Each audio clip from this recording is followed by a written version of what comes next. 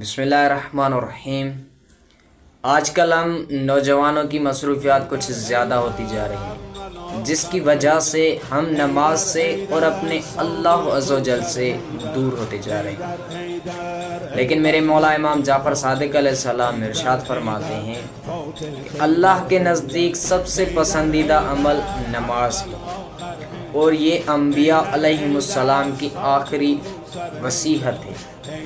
कोशिश करें कि खुद भी नमाज 5 वक्त अदा करें और अपने साथ अपने घर वालों को, बिलखुसूस छोटे छोटे बच्चों को नमाज पढ़ने की हिदायत करें, ताकि उनकी दिल आज से ही नरम होना शुरू हो जाए और अल्लाह की खुशनुदी उनकी तरफ हो जाए, ताकि वो फिर दुनिया में किसी के भी मोहताज ना हो।